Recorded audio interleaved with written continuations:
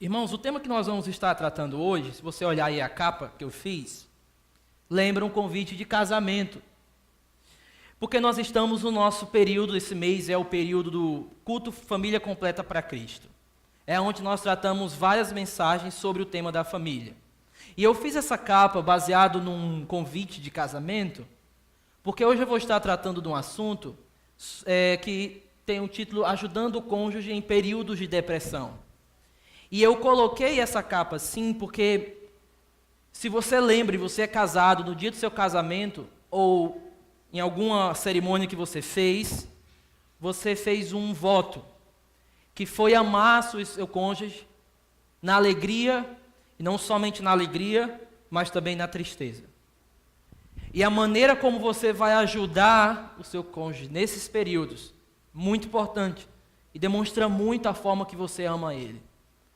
Foi incrível a quantidade de pessoas que pediram áudio dessa mensagem antes dela ser pregada, por conta da grande necessidade de pessoas que estão enfrentando grandes períodos de depressão. Eu preguei em alguns lugares esse mês, e no mês passado, e no mês passado, todas as vezes que eu descia do púlpito, muitas pessoas iam conversar comigo, pedindo aconselhamento, porque estavam passando por depressão muito grande, já tomando remédio, e queriam alguma esperança para aquele momento que eles estavam passando. Eu lembro, em outro momento que eu preguei, num acampamento, que depois que eu terminei de pregar, incrível a quantidade de adolescentes passando por períodos de depressão, até o ponto de já tomar remédio para dormir, de pílulas e aí vai. Então esse é um tema assim importante e que Deus nos dê graça para a gente tratar ele essa noite.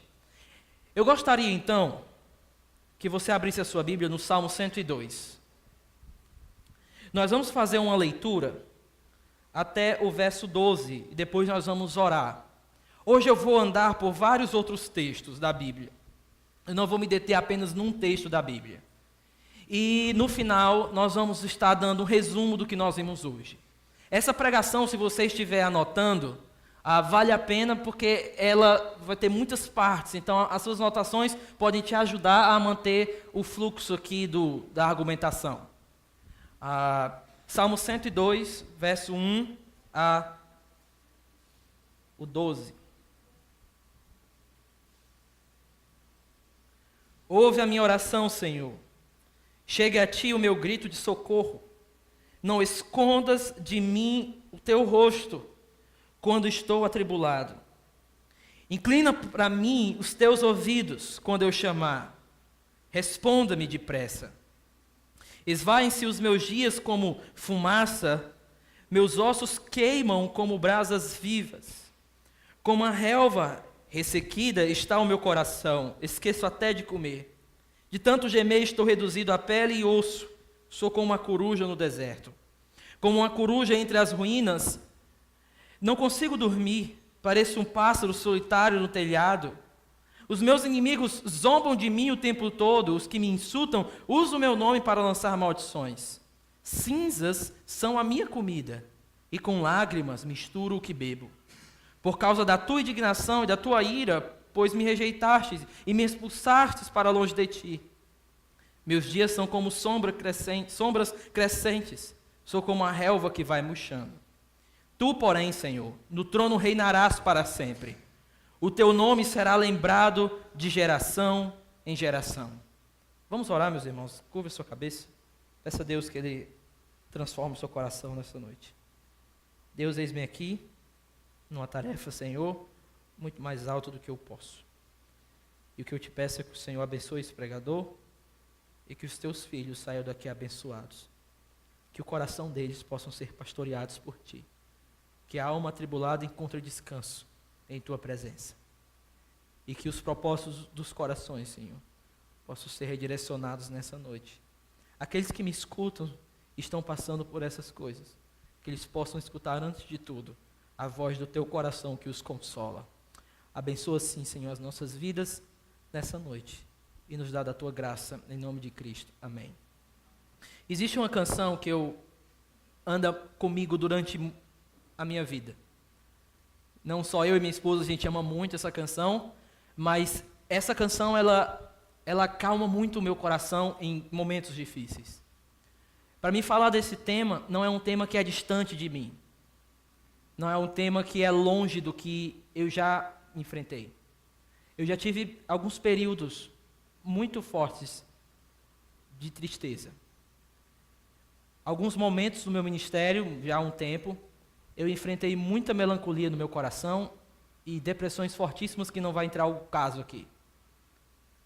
E é uma coisa que, quando nós aprendemos a tratar e enfrentar isso, a gente sempre vai lutando isso ao decorrer dos dias. Então não é uma coisa que te sai de ti de uma vez. É uma coisa que você tem que aprender a lutar todos os dias. E essa música, que eu gosto muito, eu coloquei a letra dela aqui, ela é uma música muito antiga. Depois você bota no YouTube, Be Still My Soul, aí está a tradução, que eu vou lendo aqui algumas partes. Ela diz assim: aquieta-te, minha alma, o Senhor está ao teu lado, suporte pacientemente a cruz do pesar ou da dor, deixe ao seu Deus ordenar e prover, em todos os males, fiel ele permanecerá. Aquieta-te, minha alma, o melhor amigo, o amigo celestial, através de caminhos espinhosos, te conduz a um fim jubiloso. Aquieta-te, minha alma, quando os amigos mais queridos partirem e tudo se escurecer no vale de lágrimas. Então que você conheça melhor o amor e o coração dele, que vem aliviar seus sofrimentos e seus medos. Aquieta-te, minha alma, as ondas e os ventos ainda conhecem a voz daquele que os governou enquanto ele habitou a terra. Aquieta-te, minha alma, a hora está chegando, quando estaremos para sempre juntos do Senhor. Quando a decepção, a tristeza e o medo desaparecerão, a mágoa será esquecida e as mais puras alegrias do amor restauradas. Aquieta-te, minha alma, quando os males forem passados, todos seguros e abençoados, finalmente nos encontraremos. Todas as vezes que meu coração está atribulado, eu lembro dessa música, medito nessa letra, onde eu encontro a palavra simples: aquieta-te, minha alma.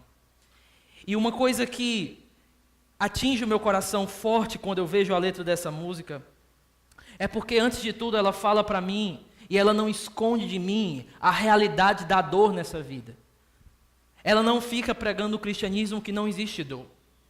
Segundo, essa música ela aquieta a minha alma porque ela mostra a luta de alguém com a sua própria alma, de tal forma que no meio daquela depressão, daquela tristeza, ela não fica paralisada, ela fica lutando contra si mesma, dizendo assim: aquieta-te, minha alma. Como se estivesse na frente do espelho, dizendo assim: calma, calma. Agora, por que essa música, ela dá essa calma, essa silencia minha alma? Porque ela fica só dizendo assim: o Senhor, o teu Deus, está do teu lado. O Senhor, o teu Deus, está governando as ondas. As ondas ainda conhecem a voz daquele que as governou enquanto habitou sobre essa terra. Então, quando eu vejo que não necessariamente uma tribulação externa, mas aquela melancolia vem novamente, eu lembro que aquela tempestade que está vindo, ela pode ser parada pela voz daquele que já parou uma vez. É por isso que essa música ela pode dizer: aquieta-te, minha alma. Porque a base dela não é simplesmente alguma coisa de autoajuda. A base dela está firmada num olhar para as páginas, para a página final da Bíblia. Eu amo as páginas finais da minha Bíblia. Nas páginas finais da minha Bíblia tem assim: e ele fará novos céus e nova terra, e as antigas coisas serão passadas, e ele enxugará dos nossos olhos todas as lágrimas, e não haverá mais dor, mais tristeza, porque as velhas coisas foram passadas. Por que é lindo lembrar das últimas páginas da Bíblia? Porque nas últimas páginas da Bíblia tem dizendo assim: nós ainda vivemos na velha terra, no velho céu. Nós ainda não chegamos no novo céu, na nova terra. E o fato de não termos chegado ainda no novo céu e na nova terra, significa que nós ainda estamos do lado da eternidade, do vale de lágrimas. De que não é estranho para um cristão enfrentar dor. Não é estranho para um cristão enfrentar momentos de depressão. Portanto, cristão pode passar por depressão? Sim. Porque ele não está imune ao sofrimento e às lágrimas desse lado da eternidade. Você não é menos cristão porque você está passando por esses períodos. Não significa que do teu coração foi arrancado o princípio da vida que uma vez foi colocado por Deus. Não. Nós somos chamados a suportar vários tipos de coisa que nos leva às lágrimas. E uma delas, justamente, esse período de depressão. Algumas pessoas, elas não gostam muito dessa palavra depressão. Até médicos estão usando outras palavras como melancolia ou momentos profundos de tristeza. Eu não quero brigar aqui com o termo, mas eu encaro depressão como um estado persistente de melancolia. Eu não estou falando de uma tristeza pontual, eu não estou definindo isso simplesmente como algo que acontece e passa, eu estou definindo isso como um estado persistente de melancolia. Uma tristeza persistente. Que existe várias fontes, como nós vamos ver. Mas o tema dessa palestra aqui, dessa palestra, ela envolve justamente o cônjuge ajudar o outro nesse período. E uma das coisas que nós devemos perguntar é: como nós devemos ajudar o outro que está passando por isso? No Salmo 102, nós podemos ver, quando nós comparamos com a cartilha de depressão que nós temos aqui no Brasil, que muitos dos diagnósticos, muitos dos sintomas que nós vemos lá, nós vemos aqui no Salmo 102. Por exemplo, no verso 4, o salmista diz: com a relva ressequida está o meu coração. Aí é uma ideia de que o salmista está sem motivação. Ele não tem mais uma motivação para se erguer. É como se ele tivesse perdido todo o ânimo de fazer qualquer coisa. Ainda no verso 4, ele diz: como relva ressequida está meu coração, esqueço até de comer. Porque uma das coisas que vem como sintomas de depressão normalmente é algum tipo de distúrbio alimentar. Pode vir, mas também pode não vir. Então já aconselhei pessoas que simplesmente não queriam mais comer. Elas pararam de comer, elas não tinham mais apetite. O apetite passou, elas não têm. Já outras tinham um outro tipo de distúrbio alimentar, que era o distúrbio de não parar de comer. Não, você não está com depressão porque você está querendo comer todo o tempo. Mas a ideia é que ela usa aquela comida para uma espécie de subterfúgio. O verso 6, interessante, ele diz: sou como a coruja do deserto. A coruja, em Levíticos, é considerada um animal impuro, que não poderia ser aqueles animais que estavam dentro do arraial. Então a coruja tinha que ser jogada para fora. Ou seja, quando ele diz que ele é uma coruja do deserto, a ideia é que ele quer ficar num isolamento social. Pessoas, quando estão passando por esse tipo de processo de depressão, elas não querem estar em contato com outras pessoas. Geralmente, elas preferem o isolamento social. Então, às vezes, as pessoas não têm ânimo para ir para a igreja, não têm ânimo para ir para o trabalho, não têm ânimo para estar de novo junto com aquela comunhão, ela não quer mais. E o salmista diz justamente isso, um isolamento social. No verso 7 ele diz: não consigo dormir. Uma outra coisa que ocasiona é justamente os distúrbios de sono que levam muitas pessoas, por exemplo, a tomar remédio para dormir. Tá? E aí eu tenho um ponto aqui que eu vou falar sobre essa questão de remédios. Mas a ideia é que ou o distúrbio é de uma pessoa que não quer acordar e quer todo o tempo ficar dormindo, ou ela não consegue dormir e passa a madrugada em claro. E aí, geralmente, ela recorre a remédios para dormir. Tá? Uma outra coisa que ele coloca é o sentimento de desespero sem alívio. Verso 8. Os meus inimigos zombam de mim o tempo todo. Os que insultam usam o teu nome para lançar maldições. Esse o tempo todo é como se não tivesse alívio. ele estivesse todo o tempo tendo esses sentimentos de desespero. Verso 10 é um verso que sempre quando nós estamos aconselhando pessoas que estão passando por isso, quando a gente vasculha o coração, a gente encontra culpa por causa da tua indignação e da tua ira, pois me rejeitaste e me expulsaste para longe de ti. Observa que no texto parece que Davi está assim, ou o salmista está assim. O Senhor está derramando a sua ira sobre mim, como se ele estivesse justamente com culpa e vergonha, aconselhando.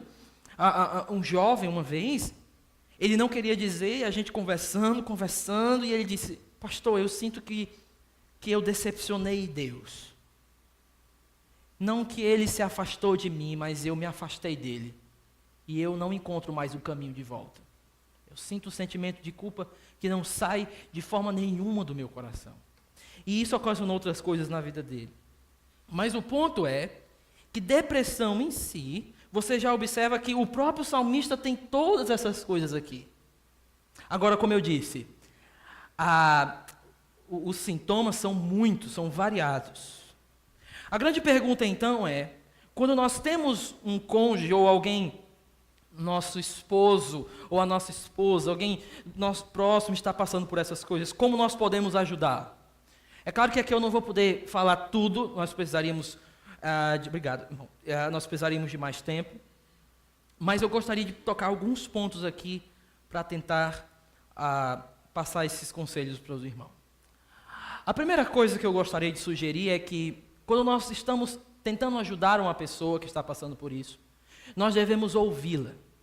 É o que eu chamo de ouvindo a depressão. Eu coloquei aqui alguns casos reais, sem colocar o nome, é óbvio que eu nunca faria isso, mas se você observar que o que algumas pessoas que estavam passando por isso, elas falam. Impossível ler, né, irmão? Mas acredita em mim que eu estou lendo. Quando o doutor veio no meu quarto, ele disse que gostaria de me fazer uma pergunta. Se você não se sentir bem em responder, por favor, não responda. Ele me perguntou, quem é você? Eu entrei em pânico. Como assim? O que o Senhor quer dizer? Quando você olha para dentro de você, o que você vê? Eu estava horrível. Quando eu olhei para dentro de mim, não pude ver ninguém. Tudo que eu via era um buraco negro. Simples pergunta, quem é você? Ocasionou isso. Olha o que essa outra pessoa diz. Depressão envolve uma completa ausência de afeto, de sentimentos, de alguma reação, de interesse. Pessoas quando estão passando por isso, até a própria face delas, muitas vezes, nem sempre, transparência nisso, elas não têm interesse para fazer isso. Olha o que uma diz, eu cansei de dormir, mas não posso parar. Parte disso porque eu não queria acordar e ter aquele sentimento de pânico e ansiedade com uma dor aguda no estômago. Entende o drama aqui?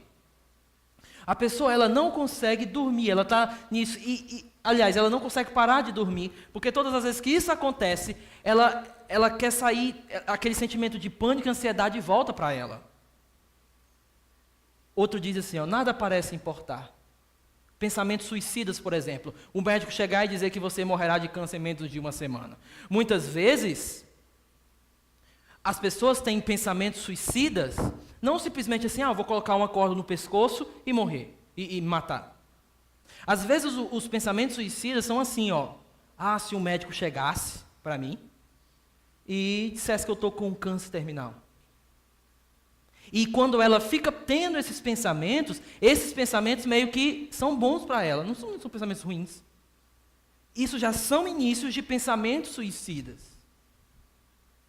Tá? E quando você se depara com esse tipo de pensamento suicida, uma vez eu preguei, quando eu terminei, um jovem chegou para mim e disse assim, pastor, olha aqui a corda. Depois do culto eu ia me enforcar lá. E ele estava com a cara transtornada.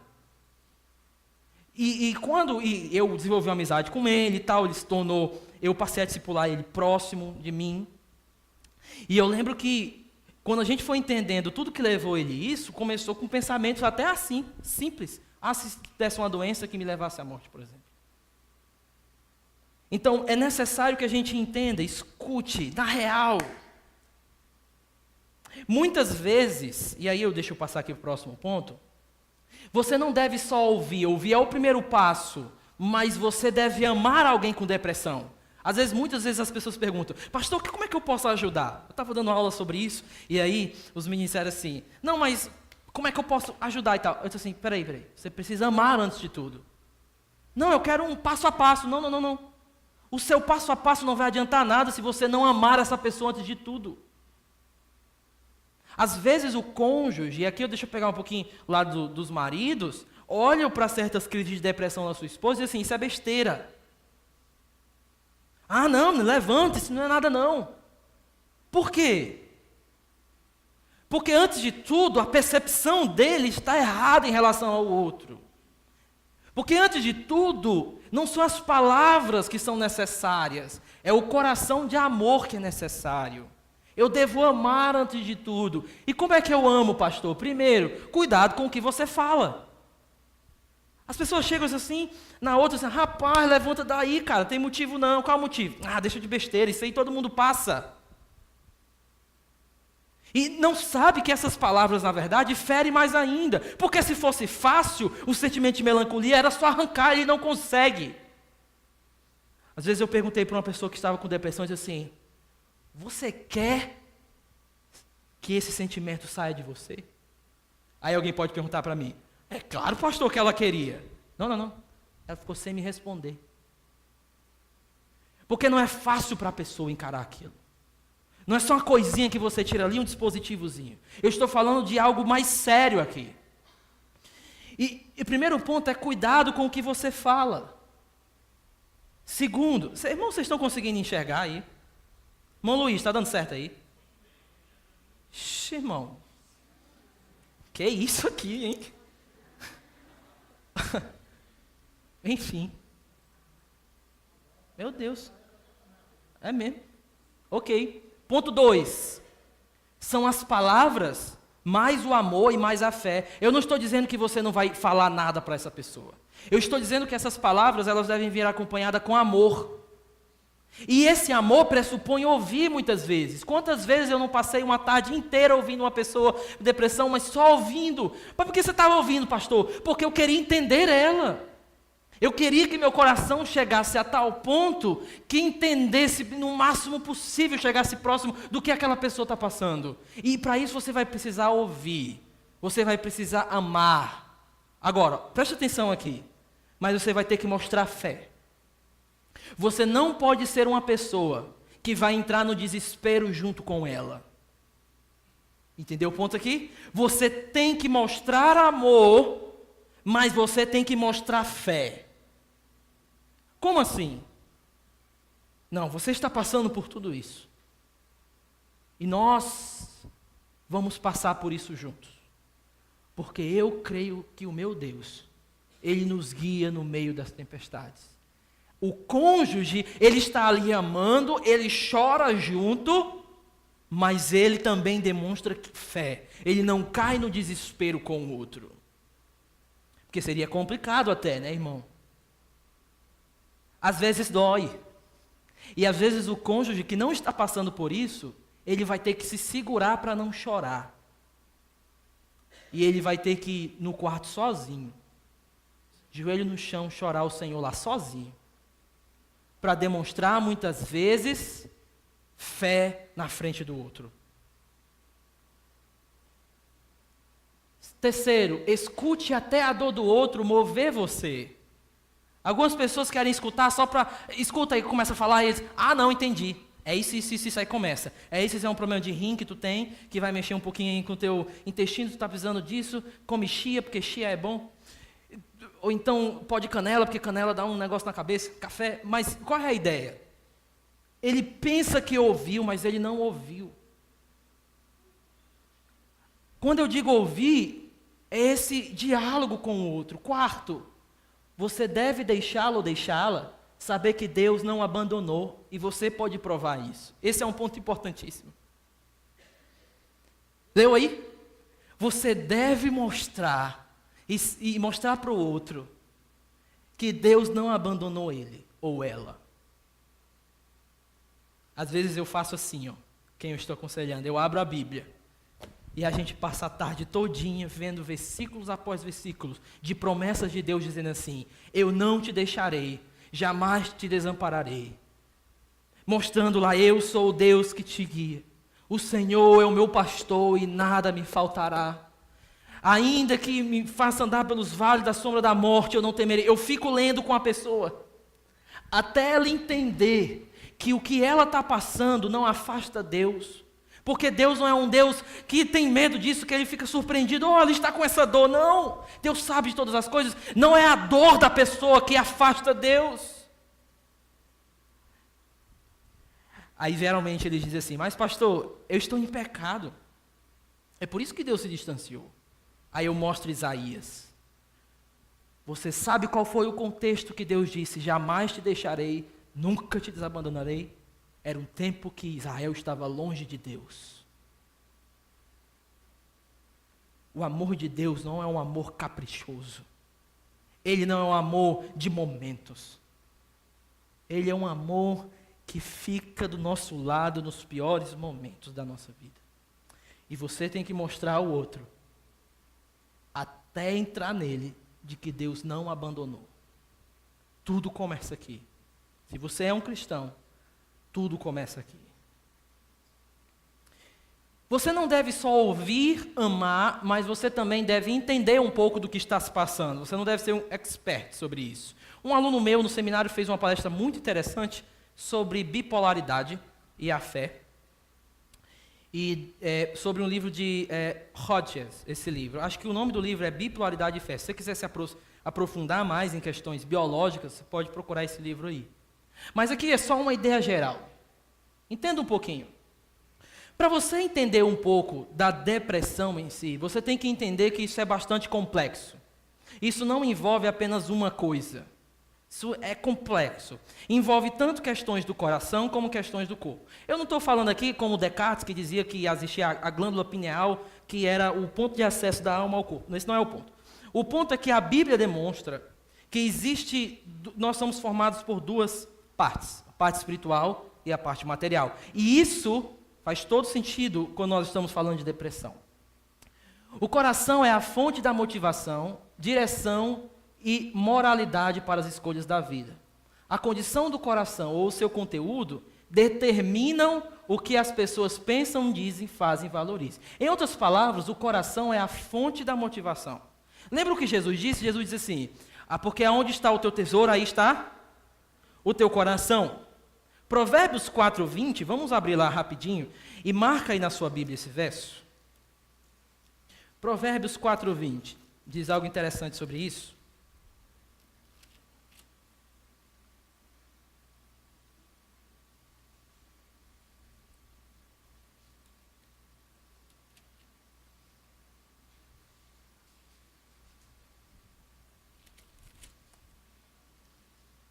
Meu filho, escute o que lhe digo, preste atenção às minhas palavras. Nunca as perca de vista. Guarde-as no fundo do teu coração. A ideia aí de Provérbios é que quando isso é guardado no fundo do coração, isso vai mover as minhas fontes e as minhas motivações. Agora, nós não somos apenas movidos no coração. Nós não somos apenas espirituais, nós também temos uma parte material. Agora, interessante é quando você analisa o que a Bíblia chama de matéria, o corpo, você vai entender, em Paulo principalmente, que corpo geralmente é colocado no âmbito de um instrumento. O corpo ele é um instrumento para alguma coisa. Então, ou ele é o instrumento, por exemplo, Paulo vai falar para santificação, ou é para imoralidade. Então, o corpo ele passa a ser um instrumento. Qual é o ponto? É como se o meu corpo fosse um instrumento movido do meu coração. O meu coração, lembra de Tiago lá? O que é que move a linguinha? O que é que move a nossa linguinha para poder ficar falando mal dos outros? O que é? É o coração, lá segundo Tiago. Então, Tiago fala que isso vem do coração que move alguma coisa dos nossos membros. O ponto, então, é que nós somos seres espirituais e seres materiais, nessa junção aí. Quem pode saber disso? Importa o seguinte: o coração e o corpo interagem e ambos afetam nossas experiências de vida. Nossos valores, expectativas e interpretações podem ter um impacto direto no funcionamento do nosso corpo. Resumo, o corpo pode afetar o coração e o coração pode, o corpo. Afetar o corpo. É ela que corrige, tá? Então, qualquer coisa com minha esposa. O corpo pode afetar o coração e o coração pode afetar o corpo. Então, às vezes, algo do coração pode fazer com que a pessoa perca o sono, por exemplo. Eu vou dar o ponto aqui. Mas, às vezes, um problema no corpo, ou um problema hormonal, por exemplo, alguma coisa desse tipo, pode afetar o estado, vamos dizer assim, estado de espírito, que é mais conhecido por todos. Por que isso é importante? Porque o que a Bíblia me fala é que nós somos seres psicossomáticos. Psico da alma envolve a questão do coração, alma, mente, homem interior. E aqui desse lado, psico, o somático é justamente soma de corpo, que envolve as palavras na Bíblia de corpo, carne, membros, homem exterior. O ponto é que a depressão, ela é complexa porque ela envolve essas duas partes. Não apenas a parte material e não apenas a parte espiritual. Às vezes é uma questão somente material, mas às vezes é uma questão somente espiritual. Às vezes são as duas juntas. Então, por isso que envolve algo complexo aqui. Nesse sentido, alguém que está com depressão, a parte da alma, ela geralmente está sem esperança, culpa, alta piedade, uma vida sem significado. No corpo, ela pode sofrer distúrbios de apetite, distúrbio de sono, falta de concentração, problemas na área sexual, por exemplo. Então, isso aqui envolve essa complexidade. Eu vou colocar isso agora numa figura para você entender. Aqui existem coisas vindas do coração e aqui que se manifesta no corpo. Geralmente, isso não é uma regra. Mas, por exemplo, quando alguma expectativa está errada, isso pode afetar o apetite ou a energia dessa pessoa. Veja, o meu ponto, estou partindo agora da alma, não do corpo, da alma. Às vezes essa pessoa perdeu a perspectiva de vida, ela está desconcentrada, ela não tem mais uma perspectiva e ela perde a motivação de fazer as coisas. E isso muitas vezes, como já aconselhei, pessoas que principalmente perderam o apetite, não querem comer mais.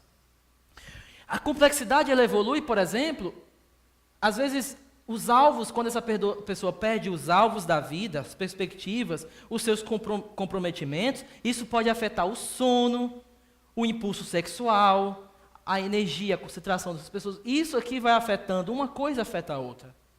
Às vezes, quem está aconselhando e o cônjuge, ele tem que identificar, às vezes, quando isso é uma questão da alma, quais são os problemas do coração que estão afetando o sono.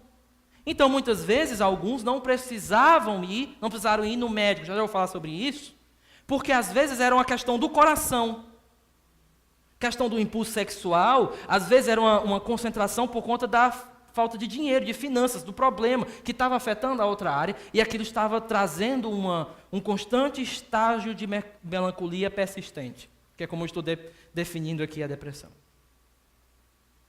Agora, isso aqui é importante você entender. Porque às vezes o problema da pessoa é aqui. Às vezes a pessoa de fato está faltando de fazer exercício físico, não está fazendo. Fazer exercício físico, né, irmão? Fazer exercício físico, levar um solzinho é bom, para ficar branquelo e perder energia. Então, comer direito, só comendo porcaria, só McDonald's, só essas coisas assim. Isso afeta sim o teu estado. Daqui a pouco você não está só obeso não, diabético. Sou diabético, mas não é tipo 2 de ter comido demais, né, irmão? Nem existe isso. Mas é de família. Mas assim, teve um momento na minha vida, e principalmente no ministério que você não para, que eu estava sem ânimo para nada. E aí eu decidi mudar minha alimentação. Foi quando eu viajei para a Tailândia, eu quase morri lá. Não é que pode, eu não conseguia, não. Uma viagem de avião, não conseguia. E aí eu disse, não, vou mudar tudo agora. Então, às vezes, a falta de alimentação prejudica seu corpo. Porém, irmãos, é importante para o cônjuge dar uma olhada nessas questões aqui, observar isso. Vamos agora colocar isso dessa forma. Eu não gosto de colocar a depressão como se fosse um só evento. Eu gosto de colocar ele uma espécie de ladeira escorregadia. Nem todo mundo está no mesmo nível de depressão. No meio fora, no meio biológico, a gente chama isso de depressão normal, a depressão maior, que justamente seria aquele estágio mais avançado, de desespero mesmo, que aí tem questões até de internação, de remédio, aí vai. Mas o ponto é que eu gosto de colocar teologicamente assim. Começando primeiro pelo desapontamento, descontentamento, o desespero em si, o desespero extremo até o suicídio. Qual é o ponto aí? Às vezes a pessoa está nesse primeiro estágio aqui, de desapontamento, que nós vemos no Salmo 77. É simplesmente um desapontamento da vida dela. Algo aconteceu e ela está desapontada.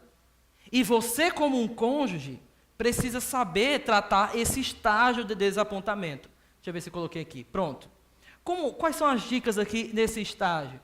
Geralmente, a pessoa ela precisa apenas de um ouvir atento. Ela se decepcionou com algo, ela achava que ia acontecer algo na vida dela, ela esperava alguma coisa do outro, não teve, alguém feriu o coração dela, alguma coisa aconteceu ali que trouxe o desapontamento. Nessa hora, a empatia, se colocar no lugar do outro, lembrando as promessas de Deus para o outro, às vezes está ali só ouvindo. Quantas vezes eu só não ouvi e a pessoa, pastor, estou bem melhor. Assim, não fiz nada, está de boa. Então, só ouvir, a pessoa quer ouvir alguém. Infelizmente, às vezes ela não pode falar para o seu cônjuge, porque ela sente que vai estar perdendo ele, está colocando mais preocupação nele, mas cuidado, os maridos principalmente. Nesse sentido, você tem que dar o seu ouvido junto com o seu coração, você precisa ouvir mesmo. A mulher percebe quando ela está, de fato você está escutando ou não. Assim também as mulheres, tá? Ter cuidado, porque às vezes o homem como se retrai mais, às vezes ela não quer ouvir, pois tá bom, nunca mais vou falar. Então essa interação no casal, de estar com o ouvido atento um ao outro, é muito importante, principalmente nesse primeiro estágio. O cônjuge pode não saber como resolver o desconforto do outro, mas isso não anula o valor de sua presença.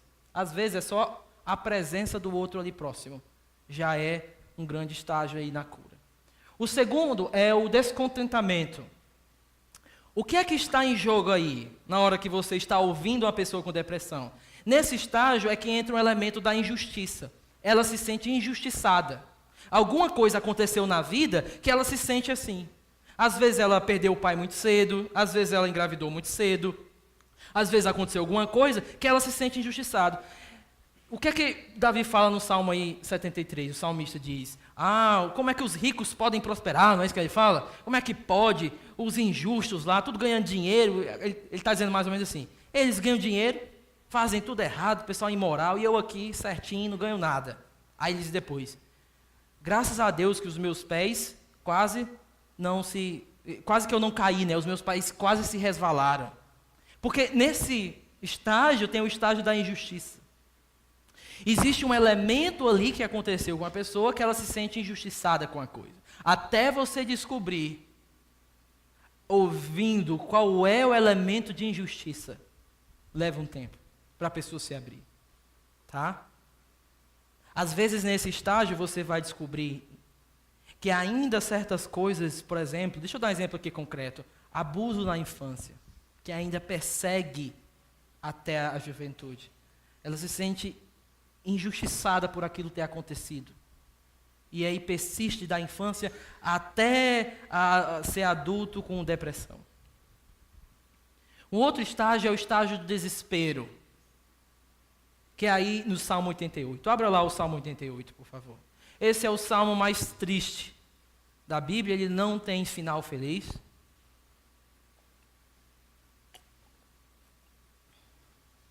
Salmo 88.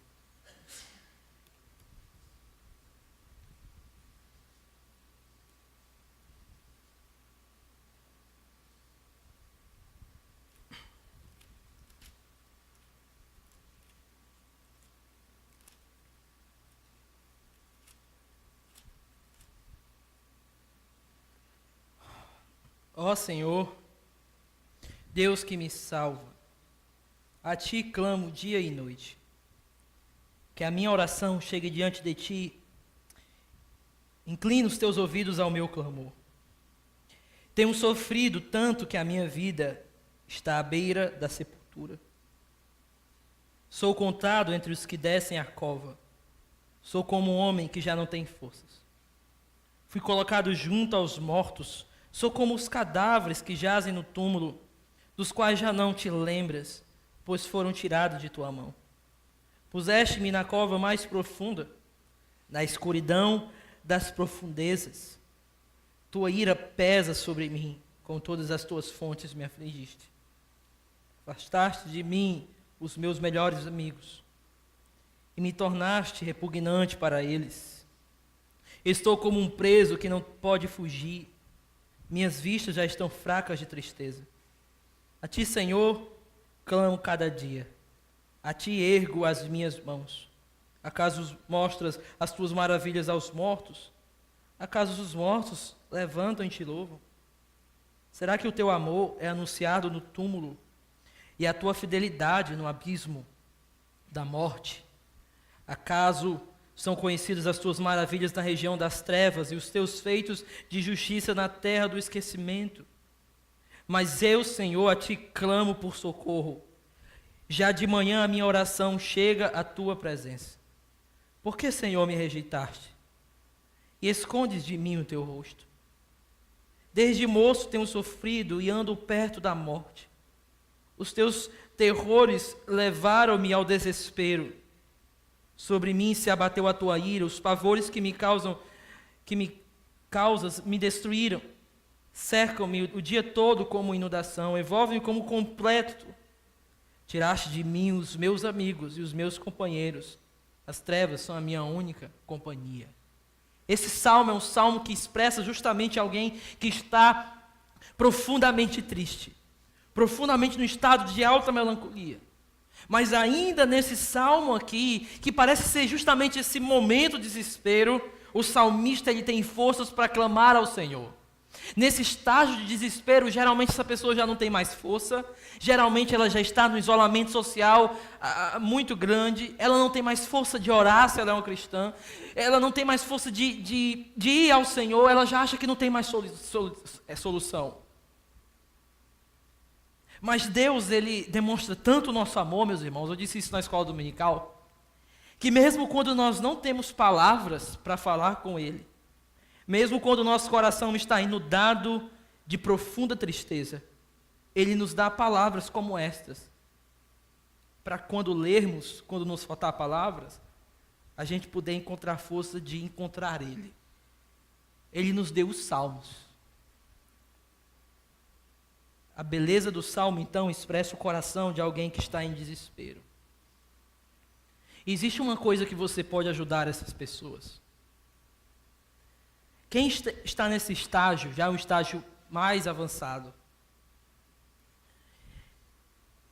você tem que ajudar ela a retomar gradualmente as responsabilidades dela. Seja as mais simples, ou as de estar junto com as outras pessoas. Por exemplo, levá-la ou levá-lo a um culto. Sair um pouquinho de casa. Pensar que você deve agora dar sua atenção ao seu cônjuge, porque ele precisa retomar essas atividades. Geralmente quem está nesse estágio já largou todas as atividades, só quer estar em casa, em cima de uma cama, e precisa retomar não de uma vez, mas gradualmente. Quando eu estou aconselhando, eu peço para, geralmente quem está assim, entregar para mim diariamente, ou semanalmente, algum salmo escrito com as suas próprias palavras. Por que eu peço isso para mandar para mim? Porque eu quero que ela tenha alguma atividade para fazer. Eu quero que ela retome alguma coisa gradualmente. Aos poucos ela retoma a ida para o culto, aos poucos ela retoma a sua atividade social, aos poucos você vai ajudando ela a fazer isso. Porque quando ela tem pequenas atividades que são feitas, isso vai devolvendo o senso de gratidão a ela. Quando pequenas atividades são feitas e terminadas, você pode ajudar ela ou ele a agradecer a Deus por aquele pouquinho que foi feito. Coisa pouca. Ah não, hoje você saiu, hoje você foi lá fora, vamos dar graças a Deus por isso, o senso de gratidão voltando. Entender se existem ideias erradas sobre Deus, Deus me abandonou, Deus não quer mais saber de mim, Deus, eu decepcionei Ele de tal forma que Ele não se encontra mais aqui. ou sobre eu mesmo. Algumas ideias erradas sobre quem eu sou, sobre o meu futuro. Todas essas coisas você pode ajudar a pessoa a identificar isso. E quarto, talvez até, e aí é que entra a ajuda médica. Deixa eu botar esse ponto aí. De um lado, a ajuda médica não resolve problemas do coração. Mas você tem que entender que depressão pode não envolver somente o coração, mas questões fisiológicas. E pode sim ser considerado, dependendo do nível, e é considerado justamente a ideia de patologia. Mas o meu ponto é que algumas pessoas, elas, antes de procurar uma conversa, é claro que um médico, conversando uma vez com a Natasha sobre isso, a gente falou sobre isso, é claro que um médico, ele de uma vez, ele não vai passar um remédio. Diz a ideia de conversa, a ideia de entender o que está acontecendo. Porém, em alguns casos, eu admito sim que deve-se procurar uma ajuda de um responsável médico, alguém que entenda o processo, para saber, identificar bem, se existe alguma questão corporal ali, ou se já afetou alguma coisa assim, né? Se já teve algum afeto. Então, aqui é que deve se considerar alguma coisa desse tipo. Aqui é onde entra o desespero extremo, que geralmente leva ao suicídio. Nesses casos aí, a ajuda médica imediata, às vezes internação, às vezes um pastor me contando uma história, fiquei chocado, irmão. Ela estava descrevendo que estava com depressão, aí aconselhou esse irmão. Olha o que aconteceu. E ele estava muito desesperado.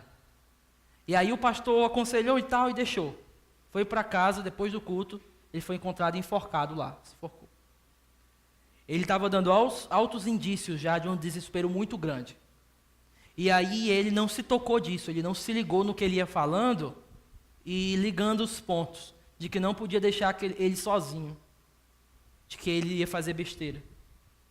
E aconteceu isso. Nesse caso aqui, 3 coisas muito acentuadas já tomaram de conta da vida dessa pessoa. A falta de propósito na vida, a falta de significado e a completa falta de esperança. Eu não sei se você está assim do jeito que eu estou descrevendo. Eu não sei se é a sua realidade hoje. Eu não sei se você conhece uma pessoa que está assim. Mas quando você conversa com alguém que está passando por isso, quando você escuta a falta de esperança, é como se você visse aquela pessoa em um grande buraco negro assim, sem esperança, sem significado, falta de propósito na vida. A grande pergunta que nós devemos fazer é: o que nós devemos fazer então para isso? E aí eu gostaria de terminar não tão escuro assim. Eu quero mostrar para você que existe esperança em Deus, para a falta de propósito, para a falta de significado e a falta de esperança. Abre então a sua Bíblia em Salmo 25.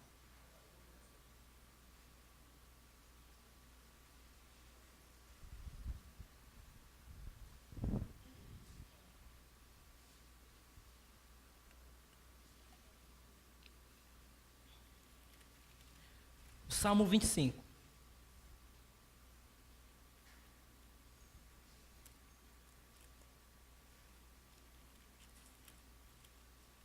O salmista, ele se direciona a Deus.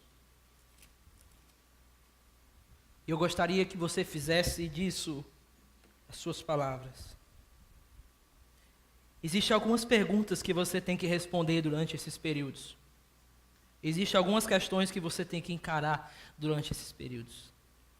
E o Salmo 25, ele coloca algumas dessas questões. Olha comigo a primeira questão, então. A primeira questão é: será que você realmente precisa de ajuda? Talvez você diga: pastor, você está brincando, a pessoa está passando por tudo isso, ela não quer ajuda. Não, você tem que perguntar para você: você precisa da ajuda de Deus? Será que você realmente sabe que você tem uma saída? Sim. Quando você vai diante de Deus, Ele é a tua saída. Algumas pessoas não pensam nisso, mas a minha pergunta para você é: você precisa da ajuda de Deus? Olha o verso 1. O salmista diz: a ti, Senhor, como se não tivesse nenhum outro para procurar, ele diz: elevo a minha alma. Primeiro ponto é que, mesmo que as tempestades, as dores dessa vida me atinjam, a falta de esperança, a falta de significado, eu tenho alguém para recorrer. Você precisa encarar isso. Você precisa da ajuda de Deus? Se sim, você tem a ajuda de Deus. Você pode ir a alguém e dizer: a ti eu elevo a minha alma. Segundo, preciso da sua ajuda. É diferente. Aqui, desculpa. A segunda, desculpa, não é essa não. Parou aqui. Toda vida que eu digo parou, o bicho funciona. Já viu essa? Confio no Senhor. Não é só eu precisar de ajuda. A segunda questão é, eu confio nele. Porque às vezes a gente diz: não, eu preciso do Senhor, é claro que eu preciso do Senhor, mas a minha pergunta é: você confia no Senhor? Você pode dizer: não, em ti, Senhor, está a minha confiança. Eu não sei mais para onde ir, eu já ouvi pessoas me aconselhando, o pastor já falou comigo, eu já tomo remédio, eu já faço tudo isso, então não tem mais esperança. A grande questão que você deve encarar é: você confia realmente no Deus a quem você entregou a sua vida? Porque se você confia nele, você pode ter certeza que, ainda que os mares rujam, aqueles que confiam no Senhor são como os montes de Sião. As tempestades batem nos montes, mas não destroem os montes. Confiar no Senhor é a nossa esperança aqui. E eu não digo confiar com uma fé gigante. Tipo assim, pastor, o senhor está dizendo para a gente confiar? Então você já imagina um cara vestido com armadura assim, gigantão e tal, eu confio. Não, eu estou falando é do Pedro quase afundando. E dizendo: Senhor, salva-me. E mesmo que a fé dele fosse pequena, o que a história nos diz? Deus estendeu a sua mão. Jesus estendeu a sua mão. E os evangelhos deixam claro isso. E Cristo estendendo a sua mão. Não é o tamanho da tua fé. É em quem tu confia. É a força de quem você confia. Pode faltar as forças aqui no vale de lágrimas, mas ele continua forte. Ele continua o mesmo. Alguns momentos de fraqueza, nós só temos a Deus, o guarda de Sião, que permanece inabalável no lugar dele. Você pode se abalar, meu querido. Você pode se entristecer, mas Deus continua ao seu lado, forte. Confie nele. Terceiro ponto é: eu serei honesto com o Senhor. Perceba que esse ponto interessante, ainda no verso 2, ele diz: não deixes que eu seja humilhado, nem que os inimigos triunfem sobre mim. Davi está sendo sincero com o Senhor aqui, está sendo honesto. Olha, Deus, os meus inimigos vão triunfar sobre mim, não deixe, Senhor. Às vezes a gente chega diante de Deus meio que com medo, sem abrir o nosso coração. O que os Salmos me ensinam é que eu posso ser honesto para com o Senhor. É que eu posso derramar a minha alma diante dEle. É que você não precisa falar diante dEle. Às vezes, só tuas lágrimas são orações diante de Deus. Ele sabe o seu coração. Às vezes, quando você está diante de Deus, que te faltam palavras, Deus não fica assim: eu vou esperar ela falar aqui. Até eu só vou chegar quando ela falar. Não é isso. Ele sempre está lá. Eu serei honesto com o Senhor. Senhor, está acontecendo isso e isso com a minha alma. Está acontecendo isso e isso e isso. Eu fui ofendido, caluniaram contra mim, acabaram com a minha reputação, destruíram a minha história. Eu errei, Senhor, eu fiz burrada, Senhor, mas eu estou aqui, nos pés daquele a quem eu confio. Outra pergunta é: o Senhor me entende? Você tem que encarar isso. Eu não só preciso da ajuda dEle, eu também confio nele, eu serei honesto com ele. A segunda pergunta que você tem que encarar é: O Senhor me entende? Será que Ele me entende realmente? Muitas pessoas, às vezes, elas não querem ser consoladas, porque elas dizem, ninguém me entende. Ninguém está passando o que eu estou passando. Você não sabe o que eu estou passando. Você não sabe das minhas crises de ansiedade sem dormir. Então você não sabe. Como é que você vai me aconselhar se você não sabe? A minha pergunta não é se eu sei. É se você pode contar com um Cristo que te entende. Será que Ele te entende? Cristo te entende, sim.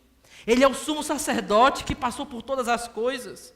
Esse salmo aqui é a expressão do que o próprio Cristo passou. A ti, Senhor, eleva minha alma numa cruz, nu, rejeitado, traído pelo melhor amigo com um beijo no rosto. Ele passou. Será que Ele não te entende?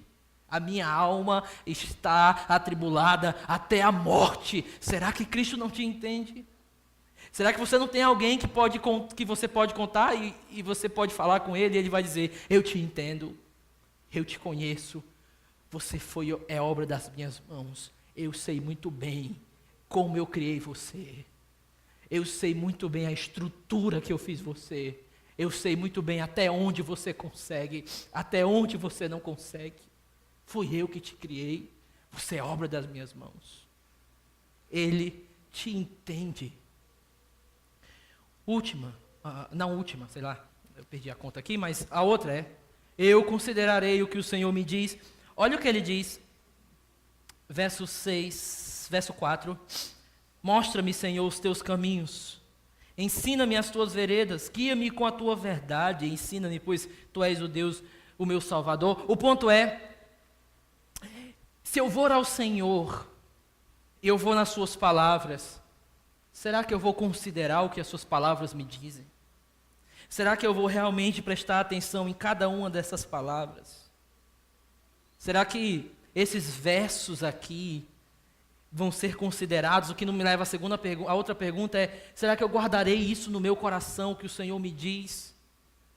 Um salmo que acompanha muito a minha vida é, porque está abatido a minha alma, porque te perturbas dentro de mim. Crê em Deus, é dele que vem a tua salvação. E a maneira que eu encontro de colocar isso no meu coração é repetindo isso. Porque está abatido a minha alma. Eu vou guardar no meu coração o que Ele me diz, porque o que Ele me diz é o melhor para mim. Será que eu vou considerar isso? Será que eu meditarei nas tuas promessas? Agora olhe comigo isso, por favor. No verso 6. Lembra-te, Senhor, da tua compaixão e da tua misericórdia que tens mostrado desde a antiguidade. Não te lembre dos teus pecados e transgressões, da minha juventude, conforme a tua misericórdia. Lembra-te de mim, pois tu, Senhor, és bom. Entenda que o salmista está fazendo é trazendo as promessas de Deus para dentro do seu coração e relembrando essas promessas. Se você é um cônjuge que quer ajudar ao seu companheiro, a sua companheira, seja um pregador das promessas de Deus para ele e para ela. Seja aquele que lembra para ela o que ela esqueceu, não na mente, mas talvez no coração, de que o Senhor, Ele permanece o mesmo. Ele não mudou. Aquele que conduziu a história do passado é aquele que conduz a tua história do mesmo jeito. Ele não foi fiel no passado. O que foi que mudou nele? Nada. Ele continua o mesmo. Ele continua guiando a história, regendo cada instrumento e cada nota da tua vida, ainda que tenha os seus adágios. A nota final é a promessa viva de Deus realizada. Aqui ele lembra as promessas de Deus. De madrugada, quando você não estiver conseguindo dormir, lembre das promessas de Deus. Coloque o seu coração nas promessas de Deus. Encontre um lugar sozinho e de silêncio e diga: a falta de sono não vai ser um motivo para o meu desespero. Eu vou aproveitar esse momento para meditar nas promessas do meu Senhor. É quando você diz assim: ainda que passe pelas águas, ainda que você passe pelo fogo, ainda que você passe por tudo isso, eu não te deixarei, jamais te desampararei, eu estarei ali com você. Será que eu agirei? Esse salmo, ele é um salmo do agir. Esse salmo é um salmo de alguém que já se coloca diante de Deus para fazer algo, para correr algo. Ele está clamando a Deus. A minha pergunta é: será que você vai fazer alguma coisa? Será que você vai procurar fazer alguma coisa? E por último, eu perseverarei. Olha o que ele diz aí no verso 20 do Salmo 25, 21 e 22. Ele diz: guarda a minha vida e livra-me, não me deixes decepcionado, pois eu me refugio em ti. Que a integridade e a retidão me protejam, porque a minha esperança está em ti. Ó Deus, liberta Israel de todas as suas aflições.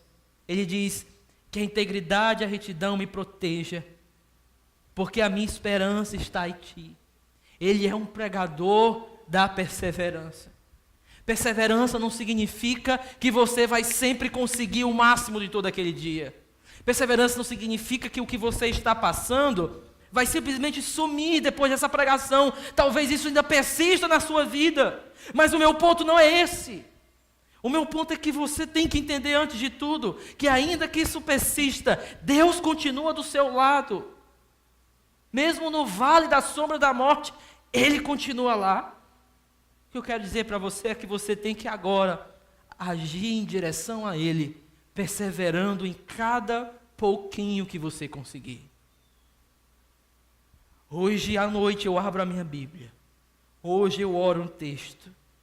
Amanhã eu me levanto da cama que tem sido o meu leito. Amanhã eu paro de pensar coisas que têm entristecido a minha alma. Amanhã eu luto contra um pensamento que tem me perseguido. Amanhã eu prego para a minha alma mais forte. Amanhã eu digo para a minha alma porque está abatida. Depois eu digo para ela olhar para o Senhor, crer no Senhor. E eu vou brigando, eu vou lutando com isso. Por isso que o salmista pode dizer essas coisas. Qual é então a solução bíblica para tudo isso? Qual é a solução, meu irmão, para a solidão? A presença de Deus. Qual é a solução para a vida sem significado? O propósito de Deus. Qual é a solução para alguém que está sem esperança? As promessas de Deus. 3 coisas que você deve lembrar para o seu cônjuge. 3 coisas que você deve lembrar para ele. Primeiro, a presença de Deus. Na solidão, Deus está do seu lado. Na falta de significado, eu nasci para glorificar a Deus. Buscai primeiro o reino de Deus. Eu vou ajudar o próximo. Eu vou me levantar para ajudar alguém. Eu vou estar agora fazendo alguma coisa na igreja. Eu vou me envolver na igreja. A presença de Deus também não é só aquele fator subjetivo. A presença de Deus, eu não gosto muito de fazer isso, tá? Mas olha aí para o seu lado. Eu não gosto disso, tá? Não é para falar nada para ele, tá bom? É só para olhar mesmo. A presença de Deus é o teu companheiro, o teu irmão aqui na igreja. Ele é aquele que Deus usa para consolar o teu coração. É aqui onde você pode encontrar uma família que pode olhar para você e pode consolar a tua alma através de Deus. Quantas vezes Deus não usou minha esposa, sem saber, porque ela brinca demais, para dizer para mim, continue. Às vezes um sorriso, um olhar. O que significa? Que é o acaso que fez isso? Não. É que Deus me deu um presente no vale de lágrimas. Deus tem te dado presente no teu vale. Mas talvez as lágrimas não tenham te deixado ver ainda. Mas não importa, porque Deus continua lá, mesmo nos momentos de solidão. A presença de Deus luta contra a solidão. A vida sem significado, ela deve ser lutada com o propósito de Deus. E a falta de esperança precisa ser enfrentada com as promessas de Deus vindo à mente dia após dia novamente. É assim que nós lutamos. Existe uma fórmula que eu quero te ensinar aqui, tá? Não é uma fórmula tipo de autoajuda, 3 passos para, não é nada disso. Mas eu quero que nunca você esqueça disso. Cuidado que eu posso perguntar para você do nada. Existe uma fórmula para se chegar na paz de Deus. É quando você perseguir os propósitos de Deus, mas reconhecer a presença de Deus, mas confiar nas promessas de Deus, é igual a ter a paz de Deus no seu coração. Quando as águas estiverem muito furiosas, eu vou perseguir os propósitos de Deus. Quando a solidão pregar algo para minha mente, eu vou reconhecer que Deus é aquele que não me deixa e que está sempre do meu lado. Quando a falta de esperança atingir a minha vida, eu vou lembrar das promessas do Deus que me fez, de que Ele estaria do meu lado e de que Ele guia toda a história para um final no novo céu e na nova terra. Tudo isso é a luta pela paz de Deus. Deixa eu voltar aqui para o início, para começar tudo de novo, estou brincando, deixa eu voltar aqui, para ler a música para você. E aí a gente termina a hora, tirar a oferta. Aquieta-te, minha alma. O Senhor está ao teu lado. Suporte pacientemente a cruz do pesar da dor. Deixa ao seu Deus ordenar e prover. Em todos os males, fiel Ele permanecerá. Aquieta-te, minha alma. O melhor amigo, o amigo celestial, através de caminhos espinhosos, te conduz a um fim jubiloso. Quieta-te, minha alma, quando os amigos mais queridos partirem e tudo se escurecer no vale de lágrimas. Então que você conheça melhor o amor e o coração dele, que venha aliviar os seus sofrimentos e seus medos. Aquieta-te, minha alma. As ondas e os ventos ainda conhecem a voz daquele que os governou enquanto ele habitou a terra. Aquieta-te, minha alma. A hora está chegando, quando estaremos para sempre junto do Senhor. Quando a decepção, a tristeza e o medo desaparecerão. A mágoa será esquecida e as mais puras alegrias do amor restauradas. Aquieta-te, minha alma, quando os males forem passados, todos seguros e abençoados, finalmente nos encontraremos. Vamos orar.